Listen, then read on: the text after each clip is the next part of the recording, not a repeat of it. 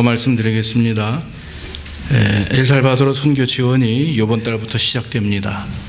그래서 매주 셋째 주에 150불씩 이렇게 헌금을 지원하게 됩니다. 그리고 오늘 예배 후에 공동후회를 실시하도록 하겠습니다. 예배 끝나고 바로 나가지 마시고 그 자리에 앉아 계시기 바라고요. 세례교인 이상은 다 참석합니다. 연합사랑방 모임이 다음 주 예배 후에 본당에서 있을 계획입니다. 그리고 강단 헌화를 이제 앞으로 서현희 집사님께서 담당해 주시기로 하셨습니다. 그래서 헌화를 원하시는 분들은 헌화 헌금을 해 주시면 그것을 가지고 강단 헌화를 할 수 있도록 그렇게 하겠습니다. 그리고 성경 읽기를 일독을 다시 시작합니다. 다음 주까지 이제 성경 읽기표가 이제 벽부에 부착이 될 것입니다. 여러분들이 또 읽는 순서대로 그렇게 체크하셔서 올 한 해 일독을 하시고 6월 달에 중간평가 퀴즈와 이런 암송이 있고요. 12월 말에는 일독을 하신 분들 개인적으로 시상을 하도록 그렇게 하겠습니다. 그렇게 하시고 올 한 해 또 성독을 통도하는 그런 귀한 시간이 있기를 간절히 바랍니다. 이번 오늘 성경 말씀입니다. 먼저 우리 성경 암송 말씀을 보겠습니다. 잠언 28장 14절 말씀이죠. 잠언 28장 14절 말씀. 항상 경외하는 자는 복되거니와 마음을 강팍하게 하는 자는 재앙에 빠지리라. 잠언 28장 14절 말씀 우리 한번 하겠습니다. 항상 경외하는 자는 복되거니와 마음을 강팍하게 하는 자는 재앙에 빠지리라. 잠언 28장 14절 말씀. 오늘 성경 본문 말씀입니다. 사도행전 25장입니다. 232페이지가 되겠습니다. 사도행전 25장 23절로 27절입니다. 제가 가진 성경으로 233페이지 사도행전 25장 23절로 27절입니다.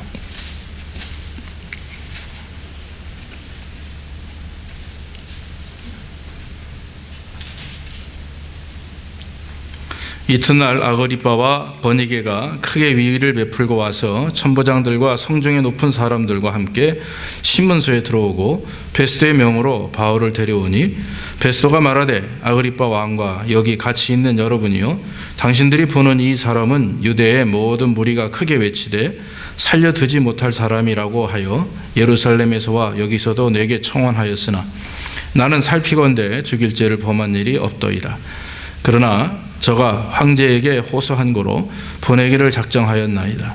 그에게 대하여 황제께 확실한 사실을 아랠 것이 없으므로 신문한 후 상소할 재료가 있을까 하여 당신들 앞 특히 아그리빠 왕 당신 앞에 글을 내어 세웠나이다.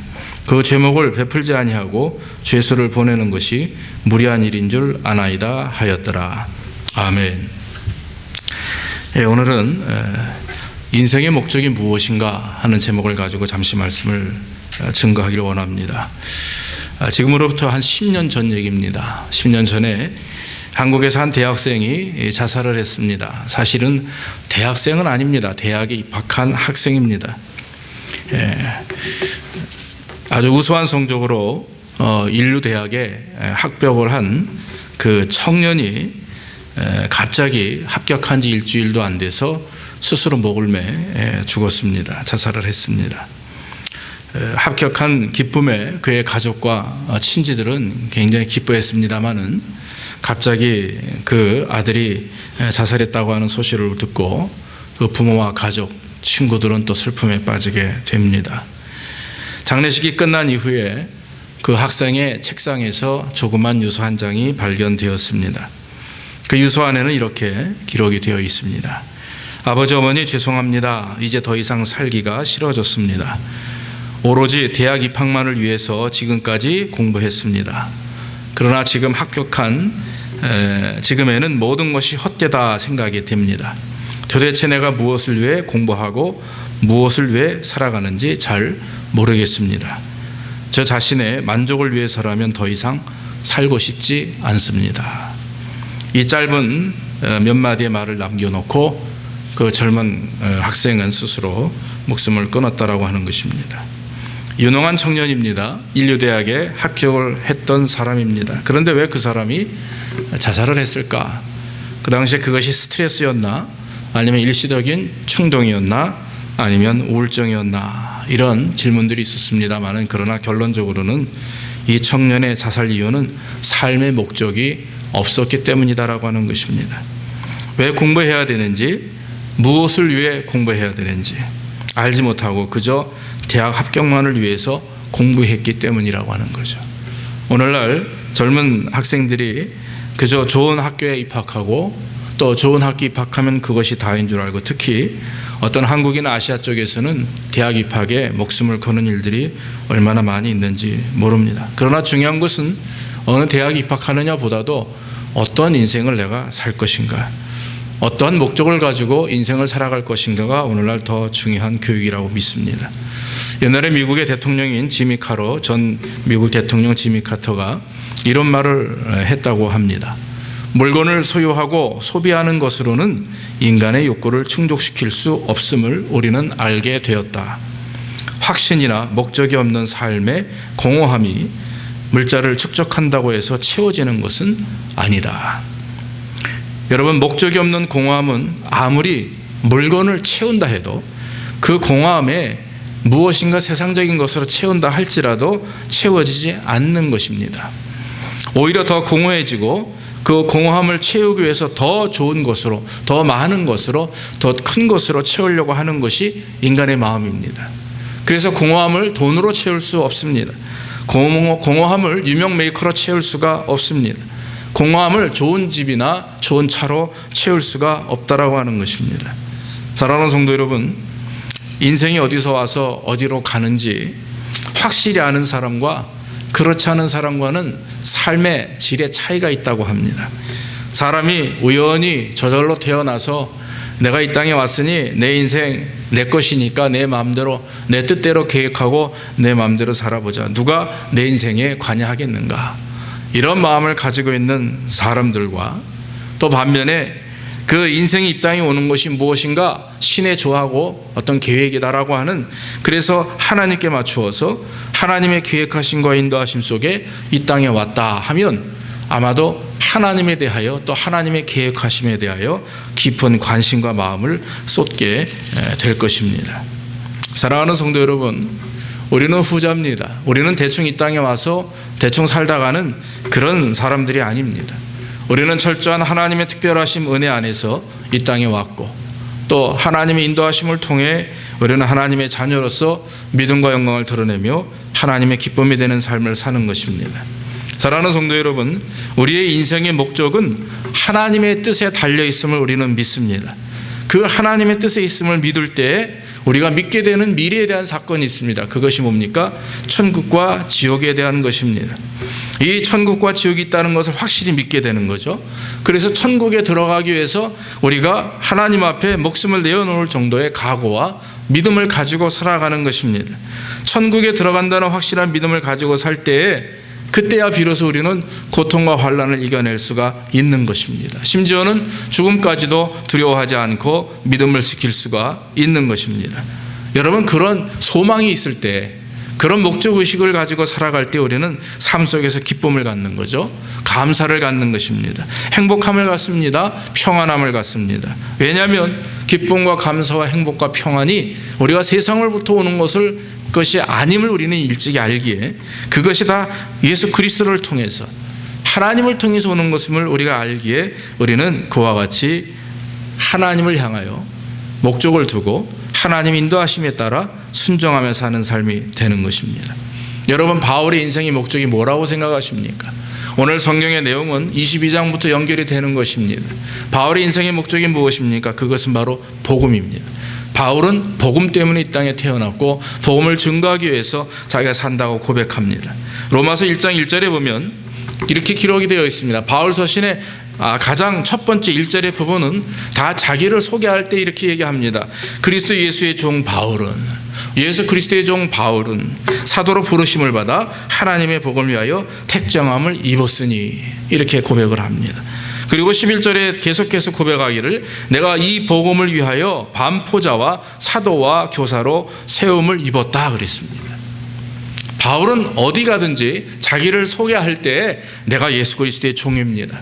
내가 사도로 부르심을 받아서 주의 말씀을 증거하는 그런 하나님의 종입니다라고 자신 있게 담대하게, 비록 그 받는 사람과 지역과 그 나라가 심지어는 예수 그리스도를 반대하는 그런 나라와 민족이라 할지라도 그는 담대하게 자기 자신을 그리스도의 종으로 담대하게 밝혀냈다라고 하는 거죠. 여러분, 하나님에 대한 목적을 가지고 살아가는 사람은 자기를 드러내기를 기뻐합니다.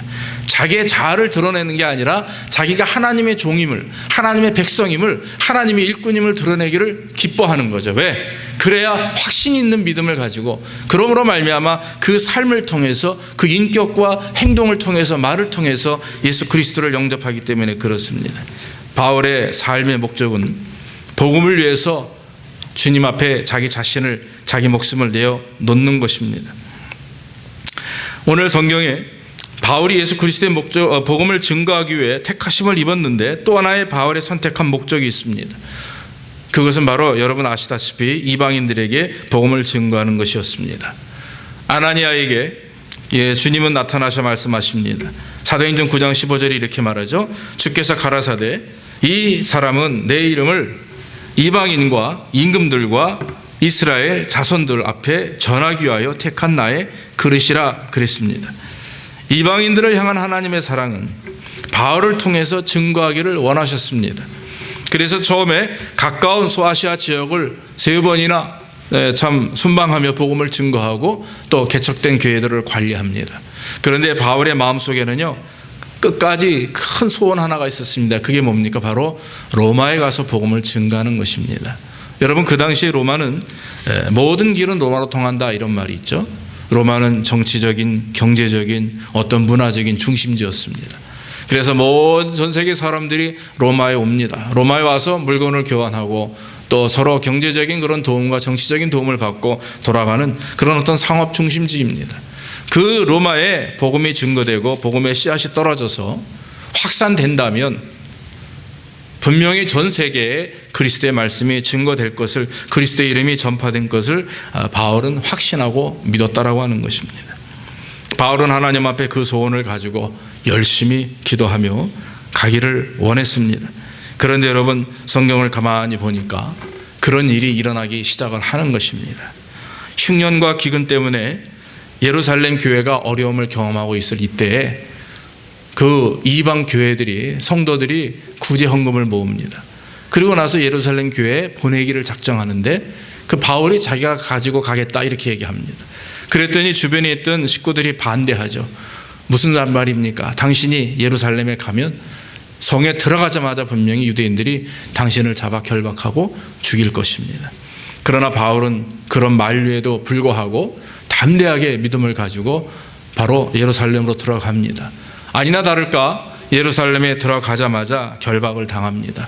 매맞음을 경험합니다. 감옥에 갇히기도 합니다. 그래서 심판대에 오르기도 합니다. 그러나 사도행전 23장 11절에 보면 주님께서 밤에 다 바울에게 나타나십니다. 그리고 말씀하십니다. 담대하라. 내가 예루살렘에서 나의 일을 증거한 것 같이 로마에서도 증거하여야 하리라 그랬습니다. 그리고 나서 핍박을 받던 중에 그 바울이 그 당시 총독인 벨릭스 앞에 서게 됩니다. 근데 벨릭스가 아무리 찾아봐도 바울의 죄가 없어요. 찾다가 그만 벨릭스는 마음에 그 돈도 요구하고 싶고 또 나아가 유대인들에게 좋은 어떤 그런 마음을 얻고 싶어서 바울을 아무런 이유 없이 2년 동안 그저 감옥에 감금해 놓고 그냥 잊어버리고 맙니다. 그리고 나서는 그 당시 참 바뀌게 되죠. 총독이 바뀌게 됩니다. 바울은 2년 동안 정말 깜깜한 어떤 낙심됨 속에서 살았습니다. 그러나 여러분, 바울이 그와 같이 감옥에서 어려움을 겪고 하나님 앞에 기도할 때에 하나님은 역사하기 시작하셨습니다. 여러분, 우리가 환난 가운데 있을 때, 우리가 어려움 가운데 있을 때 하나님은 침묵하고 잠자코 눈 감고 계시는 분이 아니라고 하는 사실입니다. 그 가운데서도 하나님은 역사하시는 줄로 믿습니다.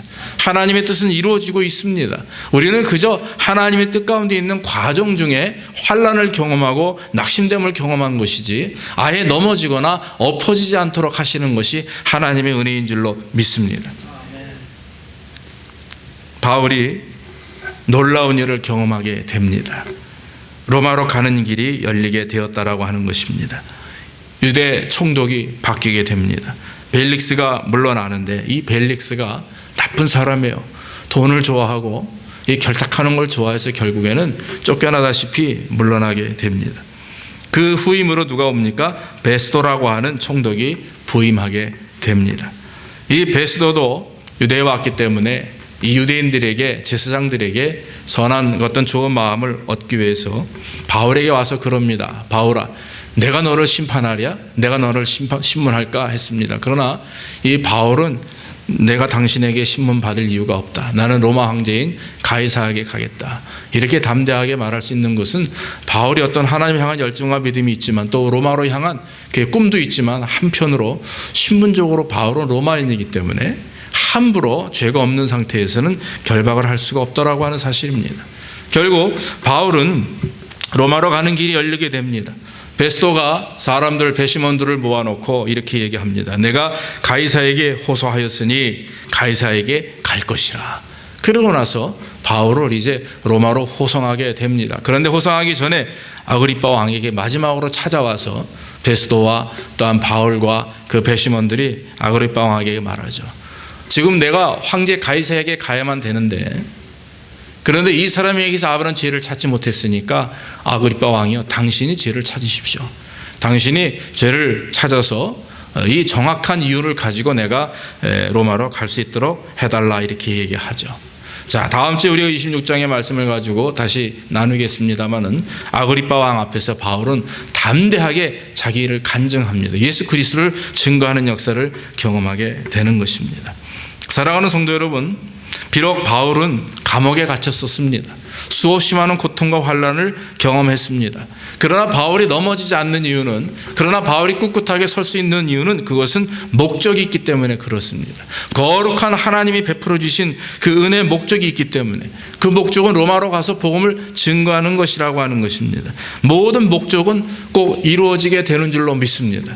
오늘 전도서의 3장 1절 말씀에 솔로몬은 이렇게 말합니다. 천하의 범사에 기한이 있고 모든 목적이 이룰 때가 있다, 이렇게 고백을 했습니다. 사랑하는 성도 여러분, 우리가 하나님의 자녀로서 우리의 목적이 세상을 향한 목적이 아니라 하나님을 향한 목적이 바로 서 있다면, 하나님의 교회가, 하나님의 성도가, 하나님을 믿는 성도들의 가정과 자녀들이 하나님을 향하여 온전한 목적을 세우고 믿음으로 달려간다면 주께서 이루어 주십니다. 꼭 허락해 주시는 줄로 믿습니다. 목적은 그래서 반드시 이루어지는 것입니다. 비전은 반드시 이루어지게 돼 있다라고 하는 것입니다. 왜냐하면 철저히 하나님이 역사하시니까, 성령께서 기뻐하시고 주장하는 것이기 때문에 그렇다라고 하는 것입니다. 여러분, 목적을 가지고 사는 사람들에게 몇 가지 삶의 은혜가 있습니다. 그건 뭐냐면 기쁨이 있다라고 하는 것입니다. 목적을 가지고 살면 기쁨을 가지고 사는 것입니다. 삶의 목적이 있고 일하는 목적이 있기 때문에 기쁩니다. 즐겁습니다. 여러분, 가게에 나가셨는데, 일터에 나가셔서 일을 하시는데 목적이 없이 일한다고 한번 생각을 해보십시오. 얼마나 힘들고 지칩니까? 짜증스럽습니다. 스트레스 받습니다. 그러나 내가 하는 일에 기쁨이 있습니다. 감사가 있습니다. 그 이유는 뚜렷한 목적이 있기 때문에 그렇습니다. 목적이 없는 삶은 힘들고 고통스럽습니다. 만족이 없습니다. 그러므로 우리는 지금 내가 하는 일 가운데 분명한 목적을 찾아야 될 줄로 믿습니다. 특히 우리 교회가, 우리의 믿음의 가정들이 우리의 사업과 일터에 분명한 목적을 가지고 하나님의 영광을 드러내는 역사가 일어야 됩니다. 그래야 참 기쁨을 가지고 살 수가 있다라고 하는 것입니다. 또 한 가지는 소원을 가지고 산다는 것입니다. 목적을 가지면 참 소원을 가지고 사는 자와 같이 은혜를 경험합니다.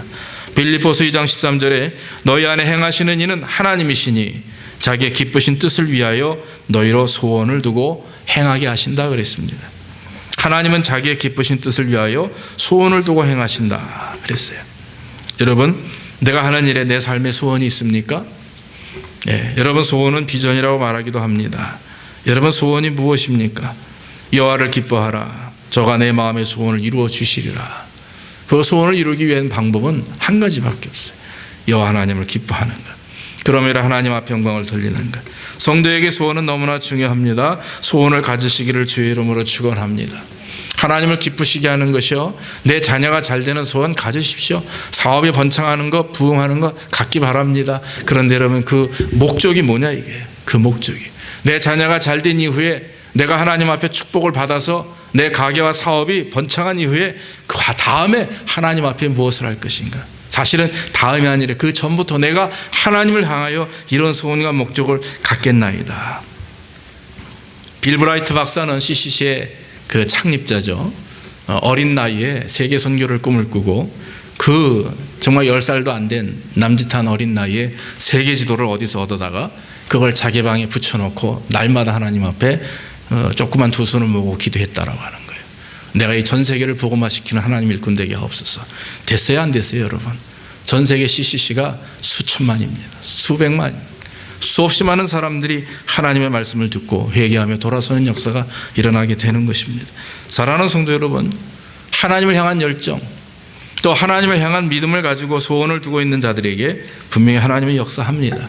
그런데 소원이 그냥 일시적인 또 아니면 세속적인 소원이 아니라 거룩한 소원, 하나님을 기쁘시게 하고 세상의 은혜를 드러내고 하나님의 이름을 높이는 영광스러운 소원이 될 때 하나님은 더 축복하시고 은혜를 허락해 주십니다. 마지막으로 한 가지 더 말씀을 드리는 것은, 목적을 가지고 산다라고 하는 것은 삶의 가치를 느낀다고 하는 것입니다. 가치 있는 일을 하면 행복하고 감사합니다. 보람을 느끼게 됩니다. 오늘날 많은 사람들이 자기의 삶의 가치를 느끼는지, 내 일생의 가치를 느끼는지 한번 되돌아봐야 됩니다. 매일매일 우리 삶을 한번 돌아봐야 됩니다. 내 오늘의 삶이 하나님 앞에 내 자신에게, 사람들에게 어떤 가치를 가지고 있는가, 내가 하는 일에 대하여 또 내가 삶의 중요한 가치를 느끼고 있는지 아닌지를 우리는 자주 돌아봐야 되는 것입니다. 내가 지금 하는 이 일이, 내가 이 땀 흘리는 이 일이 나와 내 가족과 내 하나님 앞에 어떤 가치를 가지고 있는가. 여러분, 가치를 느끼고 행복을 느끼게 되면 열심을 다하게 되는 거죠. 최선을 다하게 됩니다. 혹시 어려움이 오고 고통이 와도 참고 인내하게 되는 것입니다. 여러분, 우리 서경훈 목사님 여러분들이 잘 아시죠? 목요일 날 처음 말씀을 증거했던 목사님입니다. 그 목사님 한번 슬쩍 자기 자신을 말씀을 하시더라고요. 우리가 다 아시니까 실명을 거론하고 말씀해도 될 것 같아요. 이분은 연세대학을 나오셔서 미국의 뉴욕 대학의 영문학 박사 공부까지 하신 분입니다. 그런데 박사학위를 받기 위해서 마지막 단계에서 공부를 하는 중에 어느 날 갑자기 가치를 잃었다는 거예요. 저는 그렇게 들었습니다. 내가 왜 이것을 해야만 되는지, 이 어떤 가치에 대한 것을 상실하게 되는 겁니다. 하나님을 만나고 나니까 그게 그렇게 중요한 일이 아니다라고 하는 거예요. 그래서 그는 그 조금만 더 하면 학위를 받고 이제 한국에 와서 유명 대학에서 강의를 할 수 있는 그런 세상적인 복을 얻었음에도 불구하고 그분은 그것을 일시적 다 그냥 하루아침에 끊어버리고, 그리고 뉴브론스윅이라고 하는 뉴욕에 있는 신학대학원에 입학을 해서 거기서 공부를 하시고 그런 목사가 되었어요. 저한테 그런 얘기를 하시더라고요. 자기 목회에서 가장 힘들었던 처음에는 자기 아내였다 그래요. 생각을 해보십시오. 사모님은 목사님 결혼할 때 목사 와이프 사모가 되기 위해서 온 게 아니거든요. 그 뉴욕에서 공부하는 모습을 보고 또 같은 교회에서 연애를 하시고 결혼하셨다고 했는데 결국에는 그렇게 당신 혼자 스스로 그냥 결정하니까 한 1년, 2년 정도 사모님과 같이 굉장히 좀 힘이 들었다. 그래서 목회하는 데 있어서 그것이 힘들었다. 그런 얘기를 하신 적이 있었어요. 얼마든지 저는 이해가 되는 말씀이고, 과연 나는 내가 그런 입장이 되었다면 그럴 수 있었을까. 저는 일찍이 저의 종이 되겠다고 결심을 했습니다마는, 그러나 고등학교를 다닐 때 제 한편의 꿈은 건축가였습니다. 특히 건축 제도를 하는 그런 제도가가 제 꿈이었습니다. 그런데 그걸 포기하는 게 사실 쉽지 않았습니다. 저희 아버님은요, 절대 포기하지 않으셨습니다. 심지어는 대학을 신학대학을 졸업할 때까지도 그 말씀을 누누이 하셨던 것을 제가 기억합니다. 사랑하는 성도 여러분, 가치 있는 일이다. 내가 하나님의 일을 하는 것이, 내가 주의 길을 걷는 것이, 내가 믿음으로 살아가고 이 일터에서, 이 사업터에서, 내 삶 속에서 하나님의 말씀대로 신앙인의 삶을 사는 것이 내 삶 속에 가장 중요한 가치라 라고 하는 그런 믿음이, 그런 확신이 저와 여러분들이 있기를 주의 이름으로 축원합니다. 그래야 하나님의 길을 갈 수 있고 성령의 인도하심에 따라 순종할 수가 있다라고 하는 것입니다. 여러분, 오늘 바울은 인생의 목적을 가지고 살았던 사람입니다. 그는 주님 앞에 이렇게 고백합니다. 형제들아, 나는 아직 내가 잡은 줄로 여기지 아니하고 오직 한 길, 즉 뒤에 있는 것을 잊어버리고 앞에 있는 것을 쫓아가려고 표대를 향하여 그리스도 예수 안에서 하나님이 위해서 부르신 부름의 상을 위하여 쫓아가노라. 바울이 마지막까지 고백했던 것은 내가 뒤를 보지 아니하고 과거의 내 삶을, 내 어떤 부요함과 풍요로움을 보지 아니하고 그저 앞만 보고 즉 예수 그리스도의 십자가만 바라보며 그 부르신 부름의 상급을 위해서, 세상이 주는 상급이 아니라 하나님이 주시는 그 영원한 상급을 위해서 내가 쫓아가노라. 사랑하는 성도 여러분, 신앙의 본질이 무엇입니까? 신앙의 본질이 이 땅에서 잘 먹고 잘 사는 것입니까? 병 고침 받는 것입니까? 자녀가 잘 되는 것입니까? 여러분들의 사업이 번창하는 것이 신앙의 본질입니까? 천만의 말씀이에요. 신앙의 본질은 오늘 빌립보서 3장 13절과 14절인 줄로 믿습니다. 표대를 향해서 나가는 거죠. 그리스도의 십자가의 표대를 향해서 위에서 부르신 하나님의 부르심의 상급을 위해서 우리가 나가는 것, 그것이 신앙의 본질입니다. 바울은 예수님께 잡힌 바 된 그것을 위하여 목숨을 바치며 순종했습니다. 그것이 무엇입니까? 복음을 증거하는 일이라고 하는 것입니다. 사랑하는 성도 여러분, 참된 인생, 바른 인생이 무엇입니까? 그 인생을 살기 위해서 가져야 될 것이 바로 목적입니다. 그 목적에 맞춰서 삶의 인생을 이루어 나가는 것입니다. 저와 여러분은 성도라고 하죠. 그리스도인이다, 이렇게 일컬음을 받습니다. 그리스도인의 삶의 목적은 무엇이 되어야 됩니까? 여호와 하나님을 기쁘시게 하는 것입니다. 여호와 하나님을 기쁘시게 함으로 말미암아 참 행복과 즐거움을 느끼는 것입니다. 여호와 하나님을 기쁘시게 하면 하나님이 기뻐하시기 때문에 하나님께서 우리를 기뻐하신다고 하는 거예요. 우리에게 기쁨을 주신다라고 하는 것입니다. 그 여호와 하나님을 기뻐하는 자가, 여호와 하나님 앞에 기쁨을 올려드리는 자가 우리의 삶 속에서 참 기쁨을 경험하게 되는 것입니다. 그리스도인은 하나님을 경험하는, 그래서 하나님을 예배하는 자입니다. 여호와를 경외하는 것이 지혜의 근본이다 했습니다. 하나님의 영광과 그 기쁨을 위하여 사는 것이 인생의 목적이라고 하는 것입니다. 여러분, 우리가 인생의 목적을 지식으로만 알고 단지 그것을 입으로만 표현한다고 하면 아무런 의미가 없을 것입니다. 비전을 입으로만 표현하고 실천이 없다면 아무런 문제 없음을 우리는 고백합니다. 우리의 삶을 통해서 인생의 목적, 우리의 비전을 하나님께 맡기고 하나님이 기뻐하시는 대로 순종해 나가는 것입니다. 표현해 나가는 것입니다. 표현을 해야 열매가 맺어지는 것이고, 열심을 다해서 열정을 다해서 모여서 기도하고 또 가정에서 자녀들과 하나가 되어서 최선을 다하는 삶을 살 때 거기에 열매가 일어나게 되는 것입니다. 그저 말로 신앙생활하는 게 아니죠.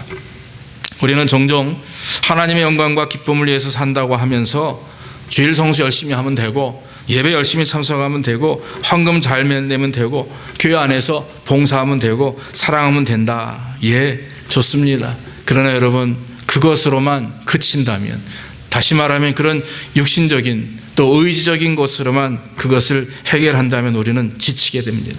넘어지게 됩니다. 분쟁하게 되는 것입니다. 하나님의 영광과 기쁨을 드러내기 위해서는 먼저 여러분, 우리의 영이 살아야 되는 거예요. 성령 충만해야 됩니다. 하나님의 일은 몸으로 하는 게 아니라 먼저 영으로 하는 것입니다. 하나님은 영으로 예배하는 것이에요. 그리고 우리 몸이 따라와야 되는 거죠. 영이 없는데, 능력이 없는데, 경험이 없는데, 경건의 모습이 없는데 우리가 육신적으로 이 자리에 와 앉아있다 해서 하나님이 그 예배를 받지 않으신다라고 하는 것입니다. 유대인들이 하는 일이 바로 그런 것이었습니다. 그저 율법대로 사는 것입니다.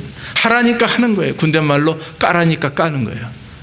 아무런 의미를 모릅니다. 이걸 왜 해야 되는지 잘 모릅니다. 그저 하면 되니까, 하면 사니까 이것은 잘못된 것입니다. 철저하게 성경은 하나님을 기뻐하는 자는 하나님 앞에 신령과 진정으로 예배하는 것이고, 사랑의 때로 하나 되어서 그리스도의 사랑을 품고 사랑하고 실천하는 역사가 있을 때 거기에 하나님이 기뻐하시는 삶의 열매를 경험하게 된다라고 하는 거죠.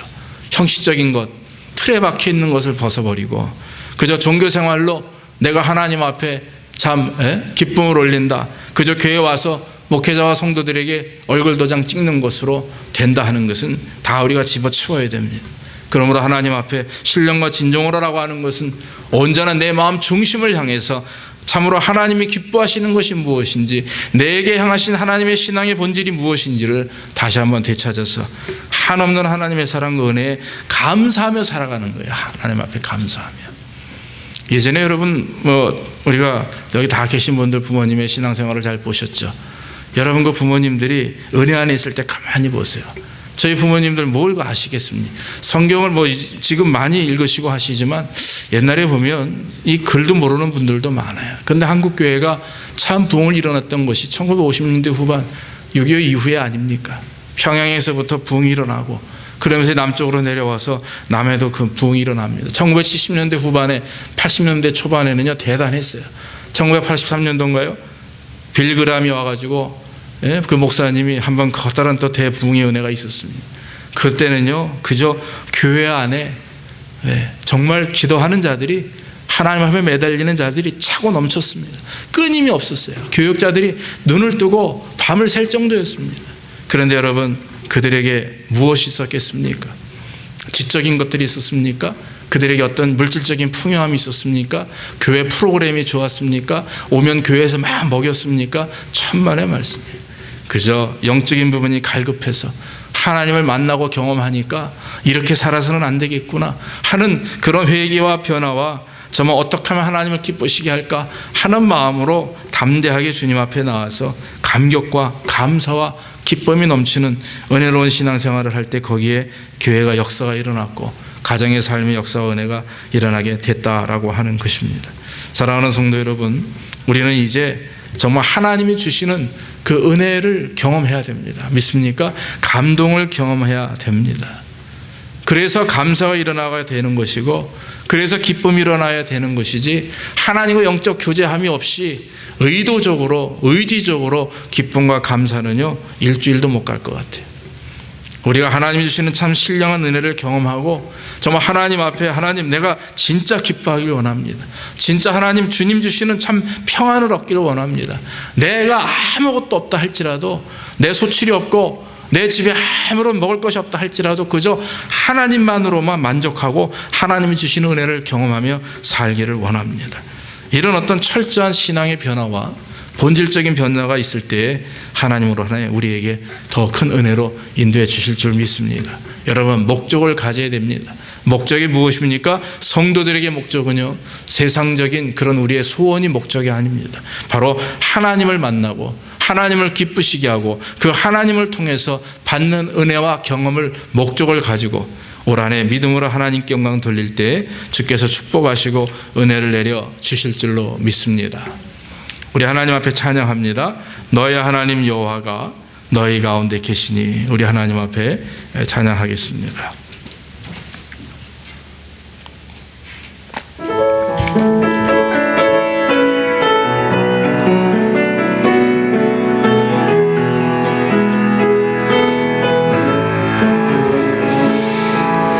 너의 하나님 여호와가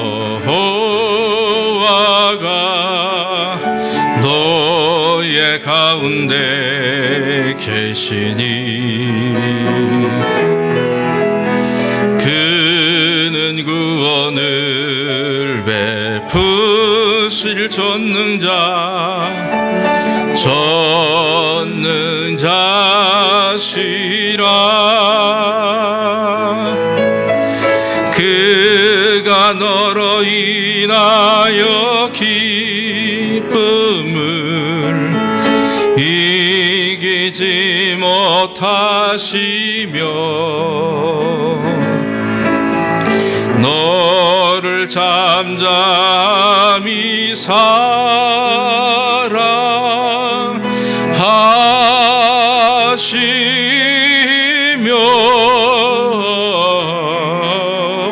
즐거이 부르며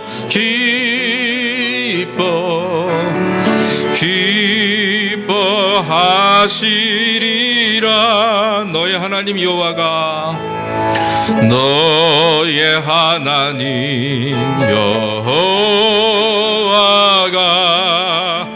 너의 가운데 계시니 그는 구원을 베푸실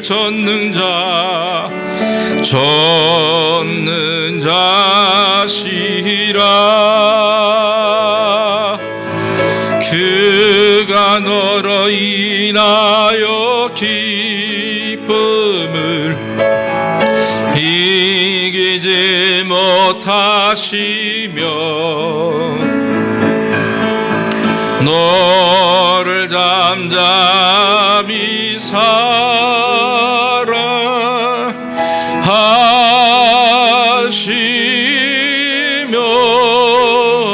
사랑하시며 즐거이 부르며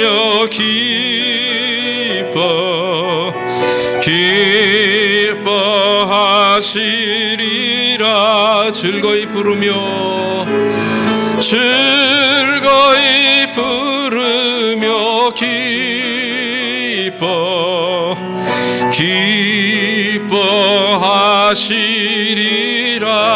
기뻐하시리라. 우리가 이 시간에 동성으로 기도하는 것은 하나님 앞에 올 한 해 우리가 하나님 영적 소원을 갖기 원합니다.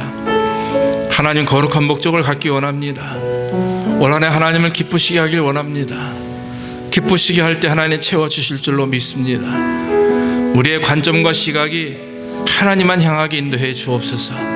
우리의 영적 부흥을 일으켜 주시고 회복을 일으켜 주시고 우리의 가정과 사업과 자녀와 교회에 하나님의 역사심이 넘치게 하옵소서. 통성을 하나님 앞에 기도하겠습니다. 사랑의 아버지 하나님 인도합니다. 아버지 하나님 복을 내려 주시옵소서. 주여 우리의 영적 소원을 갖길 원합니다. 영적인 목적을 갖길 원합니다. 삶의 온전한 목적이 있기를 원합니다. 그저